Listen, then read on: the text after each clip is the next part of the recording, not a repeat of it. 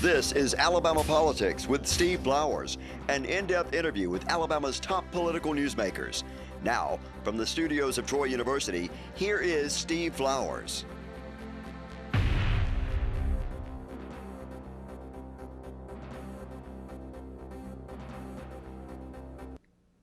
I'm Steve Flowers, and welcome to Alabama Politics. Folks, I've been looking forward to having my guest on tonight. He's an outstanding young man here in Montgomery, and people think a lot of him. He's a state representative from the city of Montgomery named Kirk Hatcher, and he's running for an open Senate seat here in Montgomery.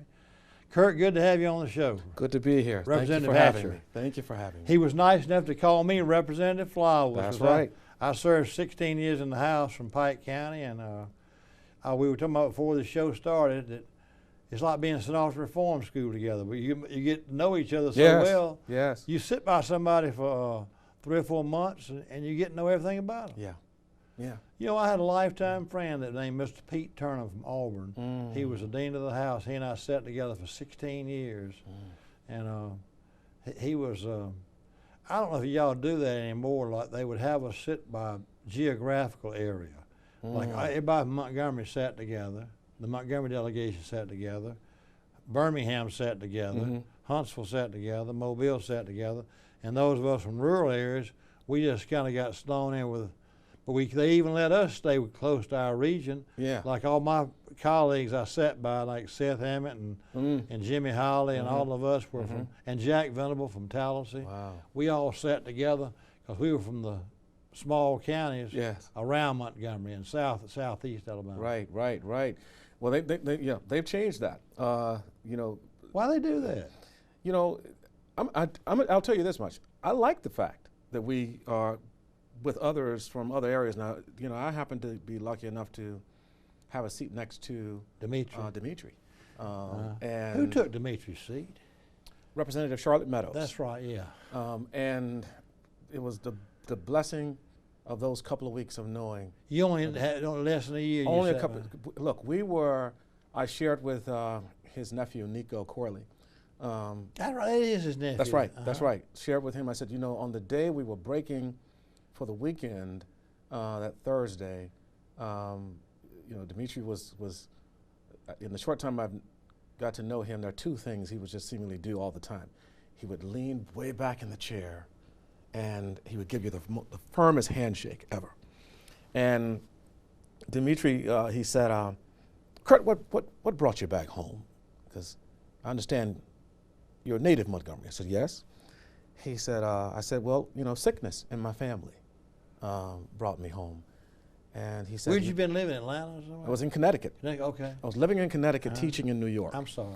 And the interesting thing is that he said his father became ill. He was living in Florida at one point, came home to help look after his father. The restaurant too? That's right, that's right. And he said, and he's sitting there, and as he's talking about his dad, he leans back in the chair, looking straight across to the west portion of the chamber, and he says, and I quote, "It sure would be good to see my dad again." Is that right? And then he got up, he says, "See you next week." Shook my hand. And he passed away? And he was gone that weekend. Well, isn't that interesting? You remember that was your last thing? That's the last exchange of words with him. You tell his family about that? I did. Funeral? I did. What'd they say? They were touched by it. So it was almost like he knew he was going. He said, and I'm telling you, the way he looked across that over in that gallery, it was as if he could see him. Isn't that is the doggone and he story. His head movement was, "It sure would be good to see my dad again." That's one of the best stories I ever heard, Kirk. I like that. Dimitri loved his restaurant. Oh, and people loved going there. They sure did. Still do. Yeah. But he was a restaurant man through and through. I liked Dimitri a lot. He was in it for the right reason. Yeah. He was trying to serve Montgomery. Yeah. He loved Montgomery. He wanted to take care of his people. Is what he wanted to do. Yeah. Which is what you're doing. Now, this is your first term in the House. Correct. Correct. Now, tell me the geographical area of your district. My district is the largest landmass in Montgomery County. Are you just in Montgomery County? In Montgomery County. You don't go to any other county? So I'm no other county. I come up from the edges of Hope straight up Mobile Highway covering the South Lawn area. It's really what I call the traditional District 78 before even the reapportionment. Now, wasn't Alvin Homes that district? Yes, sir. 44 years. 44 years. When that 78 is almost synonymous with Alvin. That's right. That's right. I remember seeing that 78 so much that I would think about. I recognize 78 as Alvin's district. That's right. That's right. And those areas covered because he still lives in English Village, so that whole area comes up for Greater Washington Park, portions of Washington Park, Mobile Heights, Carver Park, Western Hills, Maxwell Air Force Base, Hunter Station. That's in your district too? Yep, and then it swings around.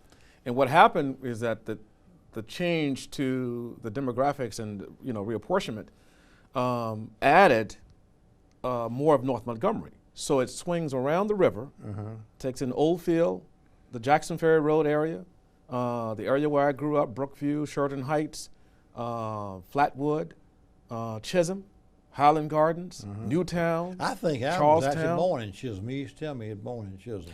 You know what? His mother lived in Sheridan Heights. Okay. On Milton Road.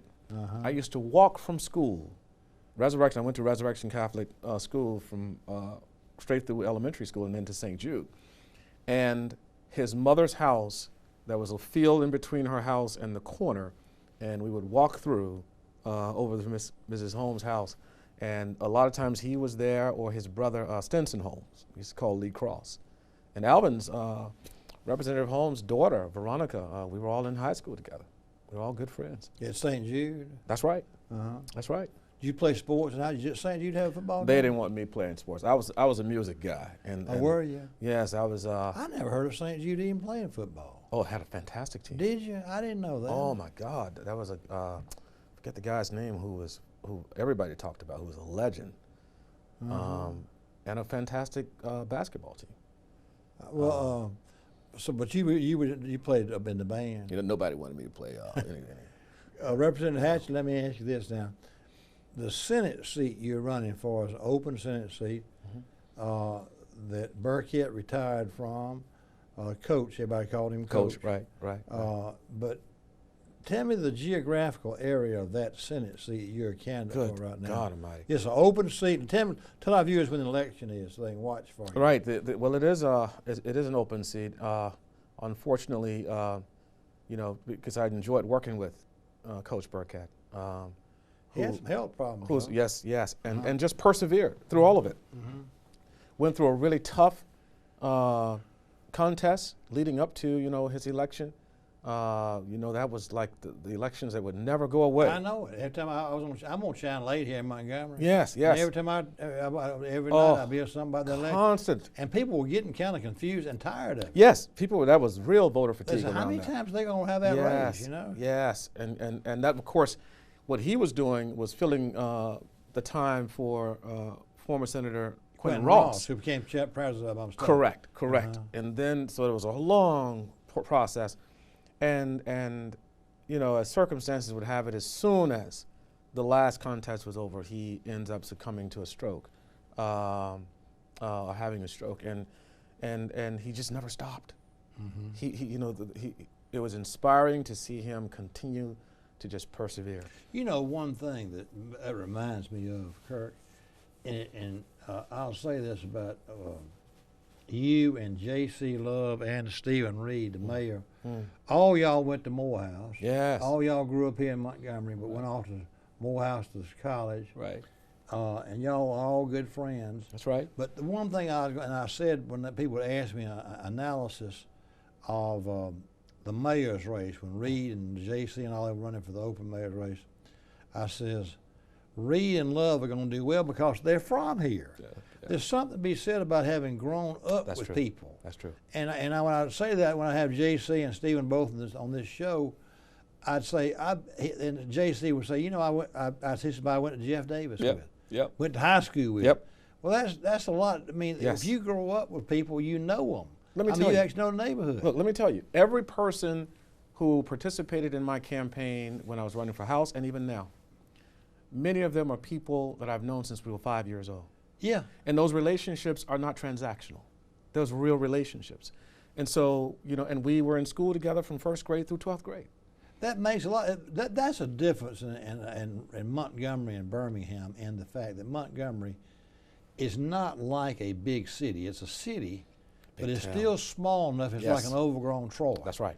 That people still know each other. That's right. They went to church. They vote. People Correct. Go to church with them.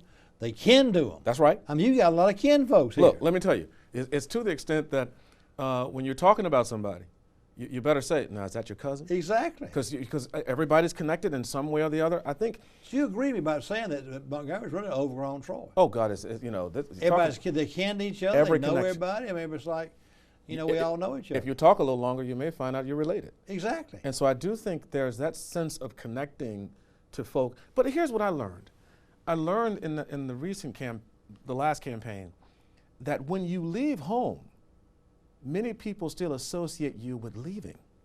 So a good example of that was, they know the people saw the signs and said, you know, Kirk Hatcher. Is he back home? And then people would say, now I knew a Kirk Hatcher, but he left, going off to school and work. And so when they would say, that's the same Kirk. Well, see, here's how many of the elders knew me. I was the little fellow who was singing in everybody's church, and they called me Lil Kirk.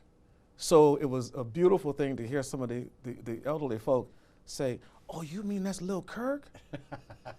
And so, you know, and I love every bit of it. He come back home.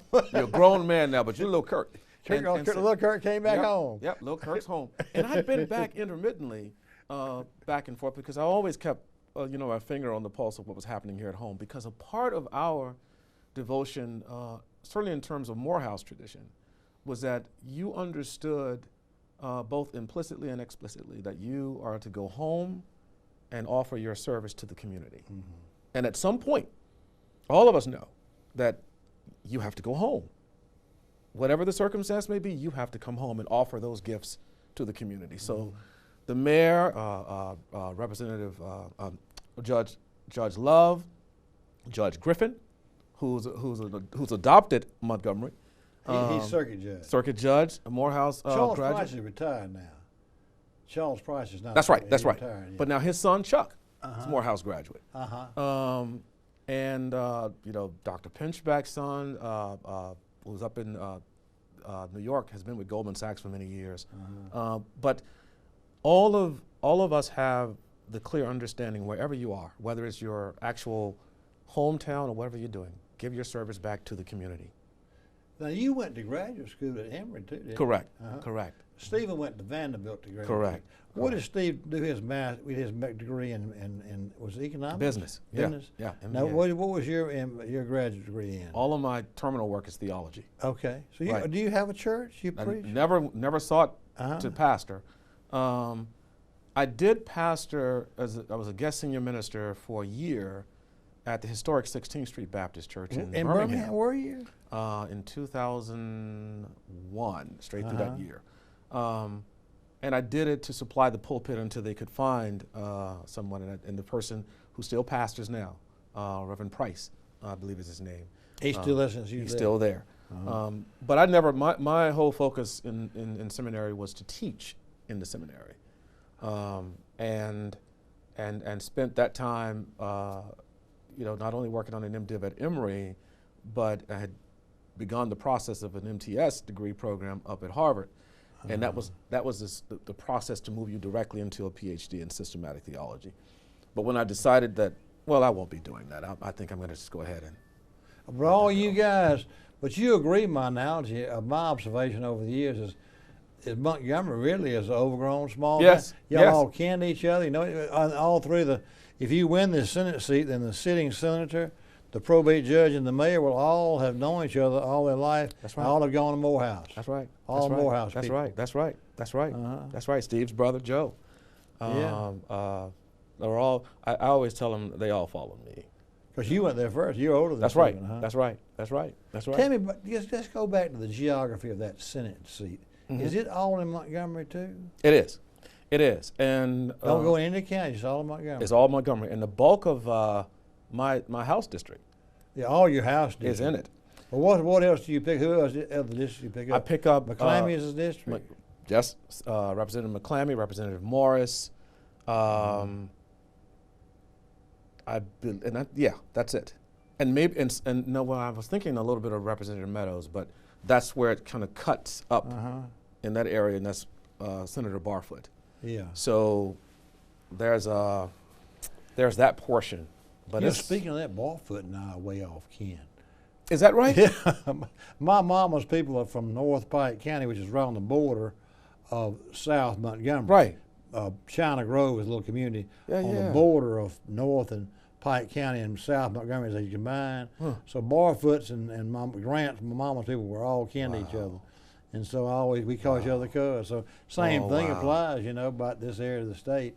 All of us kind of know each other. Yeah. But back to that district, when I was in the legislature, old Charles Langford had that district. Yes. Now, Quentin Ross followed him, didn't he? Correct. How long did Quentin serve? About 3 terms? At least. I think he was almost 20 years, maybe. Quentin was always an educator. I served under him when I taught at BTW. Okay. He was a principal. I remember that day because I was still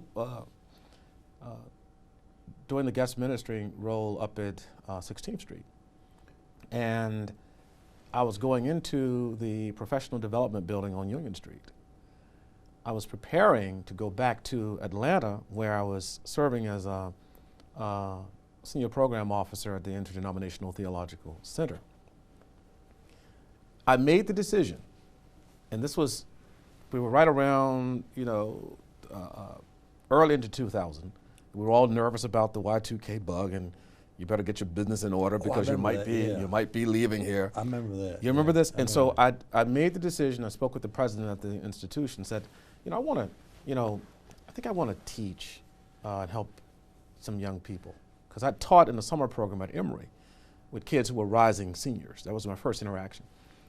And they came from around the country, and there was a real love affair with doing it. And he thought I would stay in Atlanta and do it. And I said, well, and he's running right now for John Lewis's seat. Is that right? Robert Franklin, who was president at ITC and president at Morehouse. And so I said to him, I think I want to go home and do it. There's a whole lot of Kirks in Atlanta. I think I want to go home. And I was going to come for a semester. And ended up. Is that when you stayed? That's when I came. That was in 2000, and I taught the first time for a semester at Robert E. Lee. Then I was going to go back. And Dwight Madison was principal at Carver High School. And the school was about to be taken over with intervention from the state. And he asked, and I grew up with his sons and all of them in Sheridan Heights. And he said, Kirk, I understand you're here, and he wanted me to come over to help them, because I always taught English, 11th grade English mostly. So I went over to teach for a year at Carver. And after that, I was heading back. This is a true story. So at this point, I'm still helping in Birmingham and then commuting up there on a Sunday. And so when I was in the professional development building, I was walking out, I run into Quentin Ross. And he said, glad I ran into you, man. I need your help. He says, one of our teachers, named Mrs. Womack, who was a fantastic English teacher, she threw her knee out at a professional development meeting. He says, I just need a teacher for a year, just a semester. Well, long story short, I ended up at BTW probably 3 years. At least 3 years. Quentin was principal the whole time? Well, no. He served out the rest of that year and maybe into the next year. And then what ended up happening, I went back to Atlanta. I received a call from one of the principal who's president there now and who's a really good friend. I didn't get to take the call, but everybody knows that my former students are my kids. Even to this day, they're my kids, and some of them are 40. And there was this one young man who called. His name is Timothy Brasington. They had a problem with their English teacher, and he says to me, he left me a voicemail message. He says, "Mr. Hatcher," had a deep voice, but he's about no higher than knee high to a grasshopper. Yeah. And he says, "Mr. Hatcher, we need your help. Would you come back and help us out?" And I left, going back to finish out that year for them. And when I left then, I said, "Oh, Atlanta's too close. They might call me." And I went to teach in Miami for 7 years before going to New Then York. when did you finally come back home? About 08 or something like that? I came back here 4.5 years ago. Uh-huh. Yeah, yeah, Well, let me ask you this. Back to that Senate district. yeah. What committees are you on now in the House? I'm on campaign, finance, campaign, elections, and constitution, military affairs, and I serve on the task force for artificial intelligence. Serve on another task force that has been the most interesting experience ever, called direct wine shipment, which I'm learning a whole lot about. And I serve as a co-chair with Senator Smitherman with our economic development committee for the Black Caucus, the legislative. Well, Black then, Caucus. what committee will you aspire to be on in the Senate? Wherever I can be of Coming in service. the middle of term, you won't get your prize. They already the committees are already assigned for the like finance, taxation, That's right. That's and right. that sort of thing. That's right. But you know what? In the Senate, they may have a spot for you. You may probably get Burkett's old committees. Yeah. Or whatever he was on. I Yeah. imagine. Well, wherever you can really be of real service, and you're not, because we know a lot of you remember this is, what needs to happen takes place in committee. Oh yeah. And so, for me, it would be ideal to be connected to education and anything that's. That's what I was getting around to. What is education would be for your district?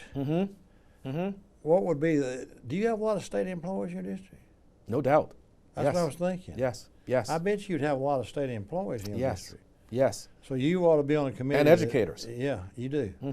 I would think the education and maybe state government may be your best committee. And then, with the military being in my district. Exactly. So, those are pieces, I think, in terms of, for me, the big push is always going to be the top three is education, economic development, and healthcare. Well, that's probably the best for your district. I would think if you had to pick a district that would be 100%. 100%. not like you need to be chairman of agriculture. No. They're probably going to let Schofield do that. Schofield, yeah. Schofield. Yeah. Have you met some of the? I love some of those senators. There's a freshman class that I don't know whether they'll let you claim be a member of. There's 9 new members in that freshman class. Oh, wow. Out of 35 senators, Wow. there may be more than that. I think there are 9 Republicans. Wow. So if you count Burkett, and you'd be in Burkett's seat, there'd be 9, and they kind of got a camaraderie going. But they've got some great guys in that Senate. I mean, I like those guys over there. Yeah, I've had a chance to interact with Senator Wagner, who I love Jabbo. Has been there for. He's 40 years. That's right. He's one of my best friends. Is that right? Yeah, We talk every week. He's done a good job of staying inside during this COVID thing. Of course, Jabbo's 80 years old. I didn't know that. Yeah, 81 actually. And so he's been Looks he's well. been in the Senate since he's been in total ethics over 50 years. Wow. Because he went when he was 26 years old. Yeah. Wow. Talking about a while ago, you mentioned Congressman John Lewis. Correct. We were friends. See, his family's From Pike I County. represented their district, and I know all of his family. They're all constituents of mine. Wow. And that family was good supporters and good friends of mine. Yeah. I remember the first time I ran, going out there and meeting his mama. I was at her funeral too. He was a humble guy. Just a humble guy. He would come home a lot too. People don't realize as well known and national celebrity as he was, Kirk. He would come home from Atlanta. Don't tell how many churches in Atlanta wanted him to come to that church. That's right. And when he was even a national celebrity, Yeah. he would come home on Sundays and go to church with his mama. I Out of believe it. Antioch Baptist I Church believe out it. at Banks. I believe it. He's from Banks. They weren't from Troy. It's from Banks in the northern part of my county. And one or two occasions we would talk. He would call me on to talk politics, and we meet at the Waffle House, and he'd talk politics. Wow. He was always real serious. Yeah. Though. Yeah. I said, "Well, John, you ever cut up or laugh or anything?" he said, "This is serious business. What I'm up to." That sounds You like know, it. That sounds like it. But he loved to tell a story about him raising those chickens and preaching to those chickens. Yeah. Out there at Banks. Yeah. Have you seen that documentary on CNN? Yes. You know, I have an interesting story about him. When he was running for that seat, I was still in college. Julian Bond. That's right. And They thought Julian Bond was oh, going everybody, it was a done deal. And what's interesting is, I think I was a senior in college when he was running. He came to our campus at Morehouse. Now, you know, Julian Bond's a Morehouse graduate. Right. And John Lewis knocked on every door of every dorm on that campus asking for the vote. Julian never came to campus. That was a difference. The turnout for John Lewis was phenomenal. Because he asked for the vote. On that campus. You learned something that day, didn't you? He asked for the vote. You got to ask for the vote. Yes. When I was first running for the legislature, my first office, I had my old mentors would say, ask, don't just go shake the hand. You say, look them in the eye and ask them for their vote. And a lot of young politicians won't do that now. Yeah. They won't. And I say, well, why would you even get out there if you ain't going to? People want to be, back in the old days when I had a rural district, there were people who would not vote for you unless you came and asked for their vote. So that's a good thing for you to remember as you're campaigning. And there are a lot of people who will affirm that for you by saying, well, you know what, you're the first one to ask me. And they'll vote for you. And at that time, if I had a country district, what part of it was, if a country person told you they were going to vote for you, count on it. You could take it to the bank. Count on it. But he was a humble guy. I remember when he came to Montgomery the very last time for the Faith and Religion tour, I spent a couple of minutes with him, and I remembered that he, was that same guy. He down there. Rudyard Kipling had a wonderful expression that he embodied, who could walk with kings yet keep the common touch. He had it. And he had that. Well, Representative Hatcher, our time's up. I want to thank you for being with us. I want to thank our viewers for watching Alabama Politics. If Kirk Hatcher wins his Senate seat, we'll make him a regular on our show because I like our local senators in Montgomery to be on there. We thank Kirk Hatcher for being with us, and we thank you viewers for watching. Hope you'll tune in again next week for Alabama Politics. Thank you.